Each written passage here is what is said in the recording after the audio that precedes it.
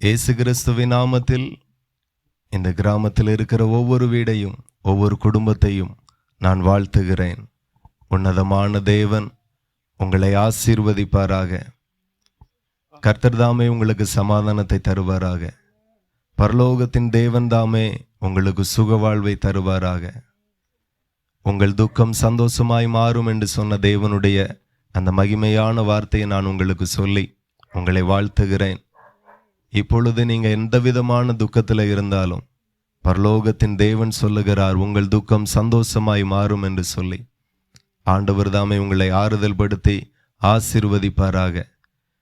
ஒருவேளை நீங்கள் வீடுகளில் ஃப்ரீயாக இருப்பீர்களானால் வாய்ப்பு இருந்தால் இந்த இடத்துல நடக்கிற இந்த கூடுகை ஜெப கூடுகையில் நீங்களும் பங்கெடுக்கும்படி தாழ்மையாக அன்பாக உங்களை கேட்டுக்கொள்ளுகிறேன். அல்லது வர முடியாவிட்டாலும் வீடுகளில் இருக்கிறவர்கள் இந்த சத்தத்தை கேட்பீர்களானால் நாங்கள் உங்களோடு பேசுகிற ஒரு 10 நிமிட வார்த்தை உங்களுக்கு மிகவும் பிரயோஜனமாகவும் ஆசீர்வாதமாகவும் நிச்சயம் இருக்கும் என்று நான் தாழ்மையாய் கேட்டுக்கொள்ளுகிறேன். தேவனுக்கு மகிமை உண்டாகட்டும். ஆண்டவருடைய வார்த்தையை நான் உங்களுக்கு பிரசங்கிக்க விரும்புகிறேன். 2000 ஆண்டுகளுக்கு முன்பதாக இயேசு கிறிஸ்து இந்த பூமியில மனுஷனாக வந்தார். அவர் வந்ததற்கு அநேக காரணம் இருந்தாலும் அதில் 2-3 காரணத்தை நான் முன்வைக்க விரும்புகிறேன். இயேசு கிறிஸ்து இந்த பூமியில வந்து ஒரு மனுஷன் எப்படி வாழணும் எப்படி வாழக்கூடாது என்கிறதை பிரசங்கிக்கும்படி, பிதாவாகிய தேவனுடைய சித்தத்தை பிரசங்கிக்கும்படி அவர் வந்தார். அப்படியே ஒவ்வொரு கிராமங்கள் தோறும் பட்டணங்கள் தோறும் கடற்கரை தோறும் மனிதர்கள் கூடுகிற இடத்திலெல்லாம் அவர் போய் தேவனுடைய வார்த்தைகளை சொன்னார், அப்படியே பிரசங்கித்தார். அதோடு நிற்காமல் ஆண்டவர் இயேசு கிறிஸ்து இந்த பூமியில வந்தது 2வது ஒரு காரணம் என்ன அப்படின்னா, வியாதிப்பட்ட ஜனங்களை சுகமாக்குகிறவராய் வந்தார். அநேக வியாதிஸ்தர்களை அவர் சுகமாக்கினார். ஆண்டவர் செய்த அற்புதம், வியாதிஸ்தர்களுக்கு செய்த அற்புத சுகம், அதை ஒரு புஸ்தகத்தில் எழுத போனா உலகம் கொள்ளாது அப்படின்னு சொல்லப்பட்டு இருக்கிறது வேதத்தில். அவ்வளவாய் ஜனங்களுக்கு இயேசு கிறிஸ்து அற்புதத்தை செய்தார். இன்றைக்கும் சபைகளில் நடக்கிறது. இன்றைக்கு அவருடைய நாமத்தை விசுவாசிக்கிற யாருக்கும் அந்த அற்புதம் நடக்கிறது. ஆண்டவருடைய வார்த்தை சொல்லுகிறது, நீ விசுவாசித்தால் தேவனுடைய மகிமையை காண்பாய் என்று ஆண்டவர் எழுதியிருக்கிறார். வியாதிகளை சுகமாக்க இயேசு கிறிஸ்துனுடைய நாமம் வல்லமை உள்ளது.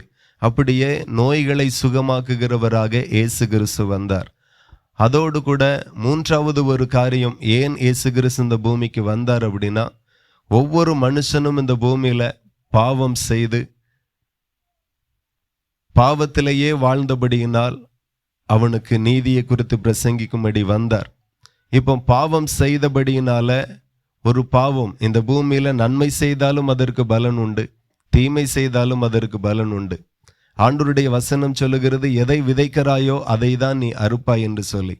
ஆகையினால நன்மையே நாம செய்தாலும் அதனுடைய பிரதிபலன் உங்க மேலையும் உங்க பிள்ளைகள் மேலையும் உங்க குடும்பத்தின் மேலையும் வரும். தீமை செய்தாலும் உங்க குடும்பத்தின் மேல அதனுடைய பலன் வரும், உங்க பிள்ளைகள் மேலையும் அதனுடைய பலன் வரும். இப்போ அறிந்து செய்தா கூட பரவாயில்ல, அறியாமலே நிறைய பேர் இதெல்லாம் ஒரு பாவமா அப்படிங்கிற மாதிரி நிறைய பேர் பாவம் செய்திருப்பார்கள். ஆகையினால அவளுடைய மேல அவளுடைய குடும்பத்தின் மேல சாபம் இருக்கும். ஆகவே உலகத்தின் பாவத்தை சுமந்து தீர்க்கிற தேவனுடைய ஆட்டுக்குட்டியாக இயேசு கிறிஸ்து இந்த பூமியில வந்தாராம். அப்படியே இயேசு கிறிஸ்து 2000 ஆண்டுகளுக்கு முன்பதாக சிலுவையில் அறையப்பட்டு ஒவ்வொரு மனுஷனுக்காக தன் சரீரத்தையே பலியாக்கி இரத்தத்தை சிந்தி ஜீவனை கொடுத்து மரித்து அடக்கம் பண்ணப்பட்டு மனுஷனுக்கு செய்ய வேண்டிய அனைத்து பலிகளையும் பரிகாரத்தையும் அவர் செய்து முடித்தார். இப்போ வேதத்துல சொல்லப்பட்டு இருக்கிறது, அவர் மறுபடியும் வருவாராம். இயேசு கிறிஸ்து மறுபடியும் இந்த பூமியில வருவாராம். கடைசி நாட்களில் அவர் வருவாராம். நீங்கள் நினையாத நேரத்தில் மனுஷகுமாரன் வருவார், ஆகையால் நீங்களும் ஆயத்தமாயிருங்கள் என்று சொல்லப்பட்டு இருக்கிறது. அப்போ இயேசு கிறிஸ்து இந்த பூமியில இருக்கும்போது சீசர்கள் கேட்டாங்க, உம்முடைய வருகைக்கும் உலகத்தின் முடிவுக்கும் அடையாளம் என்ன, அதை எங்களுக்கு சொல்லணும் அப்படின்னு கேட்டார். அப்படியே இயேசு கிறிஸ்து இந்த உலகத்தின் முடிவுக்கு இயேசு கிறிஸ்துவனுடைய வருகைக்கான அடையாளத்தை இயேசு கிறிஸ்து இருக்கும்போது சீசர்களுக்கு சொன்னார், சபைக்கு சொன்னார். அதை தான் நான் உங்களுக்கு சொல்லுகிறேன். இயேசு கிறிஸ்து 2000 ஆண்டுகளுக்கு முன்பதாக வந்தார் மாத்திரமல்ல, இனி மறுபடியும் இந்த கடைசி நாட்கள்ல வருவாராம். இன்னைக்கு நம்ம 2025 வருஷத்துல இருக்கிறோம். 2000 வருஷம் பிறக்கும்போது, ஆங்கில ஆண்டுல 2000 வருஷம் பிறக்கும்போது பரவலா ஒரு வார்த்தை சொல்லப்பட்டது. என்ன வார்த்தை அப்படின்னா, சிலருக்கு தெரியும். என்ன வார்த்தை அப்படின்னா, 2000 வருஷத்துல உலகம் அழிஞ்சிரும் அப்படின்னு பரவலா பேசினாங்க. நான் எல்லாம் அப்போ ரொம்ப சின்ன பையன், ரொம்ப பயந்துட்டே இருந்தேன். ஐயையோ, அழிய போகுதா, உலகம் அழிய போகுதா, என் சைக்கிள் எல்லாம் அழிஞ்சிருமா, எங்கள் வீடெல்லாம் அழிஞ்சிருமா, அப்படிலாம் கவலைப்பட்டுட்டு இருந்தோம்.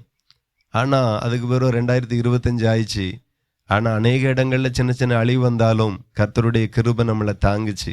அப்போ அப்படி ஒவ்வொரு மனுஷனுடைய இருதயத்திலையும் இருக்கிறது, உலகம் அழிய போகுது, பூமியினுடைய நாட்கள் முடிய போகுது, கடைசி காலங்கள் வந்து கொண்டு இருக்கிறது என்று. கடந்த ஒரு 10 வருஷத்துக்கும் உள்ளதான் ஒரு பெரிய சயின்டிஸ்ட் 5 வருஷத்துக்கு முன்னாடி இறந்தார். ரொம்ப நடக்க முடியாதவரா வீல் சேர்லேயே இருந்து நிறைய ஆராய்ச்சியெல்லாம் பண்ணி அவர் சமீபத்தில் இறந்தார். அவர் இறக்கும்போது ஒரு குறிப்பை தந்தார். இந்த பூமி இன்னும் 100 வருஷம் போகிறது வாய்ப்பே இல்லை, அதுக்குள்ளே அழிஞ்சிரும், அந்த அளவுக்கு சூழ்நிலைகள் இருக்குது, ஆராய்ச்சியில் தெரிகிறது. இப்போமே பார்த்தீங்கன்னா பூமி வெப்பமயமாகுது என்று சொல்லுகிறாங்க. பெரிய பெரிய பனிப்பாறையெல்லாம் உருகுதுன்னு சொல்கிறாங்க. கடல் மட்டம் உயருகிறது என்று சொல்கிறாங்க. இந்த வார்த்தையெல்லாம் கேட்கும்போது நீங்கள் நினைக்கலாம், கடல் மட்டம் உயர்றதுக்கும் நாங்கள் அழிகிறதுக்கு என்ன சம்பந்தம் அப்படின்ட்டு. அது என்ன பிரச்சனை அப்படின்னா, கடல் மட்டம் கீழே இருந்தால் ஊரில் எவ்வளோ மழை பெஞ்சாலும் தண்ணி கடலுக்குள்ளே போயிடும். கடல் மட்டம் மேலே வந்துட்டு அப்படின்னா எவ்வளோ மழை பெஞ்சாலும் ஊருக்குள்ளே தண்ணி கெட்டுப்பட்டு கிடக்கும், கடலுக்கு போகாது. அதான் பிரச்சனை. அப்போ அதில் கொஞ்சம் அழியும். இப்படி நிறைய அழிவை நோக்கி பூமி போய் கொண்டு இருக்கிறது. அப்போ இயேசு கிறிஸ்து சொல்லுகிறார், என்னுடைய வருகைக்கும் இந்த பூமியினுடைய முடிவுக்கும் என்ன அடையாளம் என்று சொல்லி ஆண்டவரே சொன்ன வார்த்தை நான் உங்களுக்கு பிரசங்கிக்கிறேன். யுத்தங்களையும் யுத்தங்களின் செய்திகளையும் கேள்விப்படுவீர்கள் என்று ஆண்டவர் வேதத்தில் எழுதியிருக்கிறார். இன்றைக்கு நீங்கள் 2000 ஆண்டுகளுக்கு முன்பதாக இயேசு சொன்னார். இன்றைக்கு நம்ம வீடுகளிலிருந்து கேள்விப்படுகிறோம், உக்ரைனில் யுத்தம் நடக்கிறது, ரஷ்யாவுக்கும் உக்ரைனுக்கும் யுத்தம் நடக்கிறது, காசாக்கும் இஸ்ரவேலுக்கும் யுத்தம் நடந்தது. இப்படி பல இடங்களில் யுத்தங்களின் செய்தியை நாம் கேட்டுக்கொண்டு தான் இருக்கிறோம். இது எதார்ச்சையாய் நடக்கிறதில்ல, ஆண்டவருடைய வார்த்தை ஆங்காங்கே நிறைவேறுகிறது. ஆகவே யுத்தங்களை கேள்விப்படும் போது நாம் ஏதோ செய்தியாய் பார்க்காமல் 2000 ஆண்டுகளுக்கு முன்பதாக இயேசு கிறிஸ்து இந்த பூமியில சொன்ன தீர்க்க தரிசனத்தின் நிறைவேறுதல், அது அடையாளம் என்று சொல்லி நான் உங்களுக்கு சொல்லுகிறேன். அதோடு கூட பார்த்தீங்கன்னா, ஜனத்துக்கு விரோதமாய் ஜனம் எழும்பும் என்று சொல்லப்பட்டு இருக்கிறது, ராஜ்யத்துக்கு விரோதமாய் ராஜ்யம் எழும்பும் என்று சொல்லப்பட்டு இருக்கிறது. பல இடங்களில் கலவரங்களை நம்ம பார்க்கிறோம், உள்நாட்டு கலவரங்கள், வெளிநாட்டு கலவரங்கள், ஏதோ ஒரு நியூஸ் நம்ம காதுக்கு வந்து கொண்டு தான் இருக்கிறது. அதே போல பல இடங்களிலே பஞ்சம். நீங்க பாத்தீங்கன்னா சோமாலிய தேசம் எல்லாம் பயங்கர பஞ்சத்துல வாடுகிறார்கள். சாப்பிட கூட ஆகாரம் சரியா இல்லை. இன்னைக்கு நம்ம பிள்ளைகள்லாம் பார்க்க போது நல்லா சாப்பிட்டு புஷ்டியா இருக்கிறத நம்ம பார்க்கிறோம். ஆனா அந்த தேசத்தில் உள்ள பிள்ளைகள் எல்லாம் நம்ம பார்த்தா எக்ஸ்ரேல பார்க்கும்போது எலும்புகள் தெரியும். இங்கெல்லாம் நெஞ்சு எலும்பு, ஈக்கெலும்பு எல்லாம் இருக்கும். அந்த மாதிரி தான் பிள்ளைகளை பார்த்தாலே அந்த மாதிரி தான் தெரியும். அந்த அளவுக்கு பசி, பட்டினி, பஞ்சம் அந்த தேசத்தையே ஆட்டி படைக்கிறது. அங்கே மாத்திரமல்ல, இந்தியாவிலேயும் சில மாநிலங்களில் அந்த பஞ்சம் இருக்கிறது. அதே போல் பாகிஸ்தானில் இருக்கிறது, அதே போல் இலங்கையில் இருக்கிறது. கடந்த நாட்களில் என்னுடைய நண்பர் ஃபோன் பண்ணார் இலங்கையிலிருந்து. அப்போ கேட்டேன், எப்படி இருக்கீங்க அப்படின்ட்டு. அப்போ நாம் இன்னைக்கு இங்கே 100 ரூபா கொடுத்து அந்த chicken fried rice, Chinese item சாப்பிட்றோம், 100 ரூபா ஃப்ரைட் ரைஸ். அங்கே 500 ரூபாய்க்கு வாங்கி சாப்பிட வேண்டிய நிலைமை. அப்போ 500 ரூபா கொடுத்து இங்கே நமக்கு சாப்பிட வேண்டாலும் எத்தனை பேர் சாப்பிடுவோம்? கண்டிப்பாக வாங்க மாட்டோம். அப்போ அப்படியே அதை வாங்கி சாப்பிட முடியாத அளவுக்கு நிறைய குடும்பம் பஞ்சத்தில் அடிபட்டுரும். இப்படியே நிறைய இடங்களில் பஞ்சங்கள் காணப்படுகிறது. அதே போல கொள்ளை நோய் வரும் என்று ஆண்டவர் சொல்லுகிறார். கடைசி காலத்தினுடைய அடையாளம், இயேசு கிறிஸ்துனுடைய வருகையின் அடையாளம் வேதத்தில் சொன்னபடியே ஆண்டவருடைய வார்த்தையின்படியே பூமியில நடந்து கொண்டு இருக்கிறது. அதான் கடந்த சில வருடங்களுக்கு முன்பதாக நாம பார்த்தோம், கொரோனா என்கிற கொள்ளை நோய் எந்த உலகத்துல எந்த தேசத்தையும் விட்டு வைக்கல, இந்தியாவில் எந்த மாநிலத்தையும் விட்டு வைக்கல, எந்த மாவட்டத்தையும், எந்த கிராமத்தையும், எந்த தெருக்களையும் விட்டு வைக்கல. இந்தியாவில் வரும்போது நாம் யோசித்தோம், இந்தியாவில் வந்திருக்கு ஆனால் எனக்கு வராது அப்படின்னு நினச்சோம். கடைசியில் பார்த்தீங்கன்னா இந்தியாவில் பல மாநிலங்களில் வரும்போது நாம் நினச்சோம் எங்கே வந்தாலும் தமிழ்நாட்டுக்கு வராதுன்னு நினச்சோம். அதுக்கு பிறகு தமிழ்நாட்டுக்குள்ளே வந்துட்டு அப்படின்னு சொல்லி நியூஸ் வரும்போது பார்த்தோம் எங்கே வந்தாலும் ஏன் தெருவுக்கு வராதுன்னு நினச்சோம். கடைசியில் பார்த்தீங்கன்னா நமக்கே வந்துட்டு போயிட்டு. அப்படி கொரோனாவில் பாதிக்கப்படாத எந்த நபரும் இல்லை, எந்த குடும்பமும் இல்லை. அந்த அளவுக்கு கொள்ளை நோய் வந்தது. இப்பவும் உருவாகி கொண்டே தான் இருக்கிறது. இதெல்லாம் கடைசி காலத்துக்கின் அடையாளம். அதே போல இயேசு கிறிஸ்துனுடைய வருகையின் அடையாளமாக இருக்கிறது. பூமி அதிர்ச்சிகள் பல இடங்களிலே நடக்கும். இப்போ கொள்ளை நோய் கூட மனுஷன் உருவாக்கி விட்டதுன்னு சொல்லுவோம். ஆனால் பூமி அதிர்ச்சி என்ன சொல்ல முடியும்? பல இடங்களில் பூமி அதிர்ச்சிகள் வருமா? போன வாரத்தில் ஏதோ ஒரு தேசத்தில் வந்தது, அதுக்கு முந்தின வாரத்தில் இந்தியாவில் சில இடங்களில் வந்தது. இப்படி பூமி அதிர்ச்சி என்கிறது வாரந்தோறும் நடக்கிற ஒரு சம்பவமாகவே மாறிவிட்டது. இது எதற்கு அடையாளம் அப்படின்னா, இயேசு கிறிஸ்து மறுபடியும் வரப்போகிறார். அந்த அடையாளத்தை குறிக்கிறது. அநேகருடைய அன்பு தணிந்து போகும். ராஜ்யத்தின் இந்த சுவிசேஷம் பூமி எங்கும் உள்ள சகல ஜாதிகளுக்கும் சாட்சியாக பிரசங்கிக்கப்படும். அப்போ கடைசி காலத்தில் இந்த மாதிரி பூமி அதிர்ச்சி, கொள்ளை நோய், பஞ்சங்கள், யுத்தங்கள் வரும்.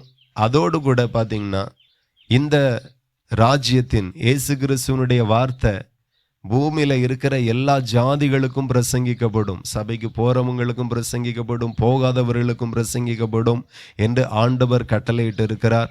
அந்த வார்த்தையின்படி தான் நாங்கள் உங்கள் நடுவில் வந்து ஆண்டவருடைய வார்த்தையை நாங்கள் சொல்லி கொண்டு இருக்கிறோம். இந்த வார்த்தையை நீங்கள் கேட்கிறீர்கள் அப்படின்னா இது கடைசி காலத்தினுடைய அடையாளத்தில் ஒன்றாக இருக்கிறது. அப்போ கடைசி காலத்தில் நான் என்ன செய்ய வேண்டும் அப்படின்னு நீங்கள் கேட்கலாம். என்ன செய்ய வேண்டும் என்றால், இயேசு கிறிஸ்து இந்த பூமியில் வரும்போது இந்த பூமியினுடைய நாட்கள் முடியும். அன்றைக்கு நாம தப்ப வேண்டுமே ஆனால் ஒரு மனுஷன் இயேசுவை விசுவாசிக்க வேண்டும், ரட்சிக்கப்பட்டிருக்க வேண்டும். சபையில் மதத்தை மாற்றும்படி ஞானஸ்நானம் கொடுக்கல, ஒரு மனுஷனுடைய பாவத்தை மன்னிக்கிறதற்காக ஞானஸ்நானம் கொடுக்கப்பட்டிருக்கிறது. சபையில் பரிசுத்த ஆவியின் அபிஷேகத்தை ஜனங்கள் பெற்றுக்கொண்டே இருக்கிறார்கள். பரிசுத்த ஆவியின் அபிஷேகம் என்றால் தேவனுடைய ஆவி. இன்னைக்கு பேய் பிடிச்சிருக்கு அப்படின்னு சொல்லுகிறோம், செத்தாவி ஏதோ பிடிச்சிருக்கு அப்படின்னு சொல்கிறோம். அப்படியும் சில ஆவி சில மனிதரை பிடிக்குது. ஆனால் சபைகளில் தேவாதி தேவன் எந்த மாதிரி ஆவியை கொடுக்கிறார் அப்படின்னா அவருடைய ஆவியை ஜனங்களுக்கு கொடுக்கிறார். அப்போ இயேசு கிறிஸ்துனுடைய வருகை வரும்போது உலகம் அழிக்கப்படும். அந்த அழிவில் நாம் தப்பணும் அப்படின்னா ரட்சிக்கப்படணும், இயேசுவை விசுவாசிக்கணும், ஞானஸ்நானம் பெற்றிருக்க வேண்டும் என்று வேதம் சொல்லுகிறது, நான் சொல்லலை. அதே போல் பரிசுத்த ஆவியின் அபிஷேகத்தை நாம் கட்டாயம் பெற்றிருக்கணும். இப்படியெல்லாம் பெற்று ஆயத்தமாக இருப்போமே ஆனால் இயேசு கிறிஸ்து வரும்போது ஒரு நொடி பொழுதிலே மறுரூபமாக்கப்பட்டு அவரோடு கூட சேர்க்கப்பட்டு பரலோகத்துக்கு கொண்டு போய் விடப்படுவோம் என்று வேதத்தில் சொல்லப்பட்டிருக்கிறது. பரலோகத்துக்கு போனோம்னா இயேசுதான் வழி என்று வேதத்தில் சொல்லப்பட்டிருக்கிறது. ஸோ அந்த வார்த்தைகளை சுருக்கமாய் உங்களுக்கு பிரசங்கிக்கவே ஆண்டவர் எங்களை அனுப்பினார். இவ்வளவு நேரம் இந்த வார்த்தையை நீங்கள் கேட்டீர்கள், தாழ்மையாய் கேட்டீர்கள், சந்தோஷமாக கேட்டீர்கள். கர்த்தர் உங்களையும் உங்கள் குடும்பத்தையும் மிகவும் ஆசீர்வதிப்பாராக. ஆகவே முடிந்தால் வீடுகளில் ஜெபியுங்க, சபைகளுக்கு போங்க, ஆண்டவரை தேடுங்க. கர்த்தருடைய வருகையும் இந்த பூமியினுடைய முடிவும் மிகவும் சமீபமாக இருக்கிறது என்கிறதை என்னுடைய வார்த்தை உங்கள் மத்தியில் சொல்லி என் வார்த்தையை நான் நிறைவு செய்கிறேன். இந்த வார்த்தையை பொறுமையோடு கூட வீடுகளிலிருந்து கேட்ட யாவரையும் பரலோகத்தின் தேவன் தாமே உங்களை அபரிதமாய் ஆசீர்வதிப்பாராக. God bless you. Praise the Lord.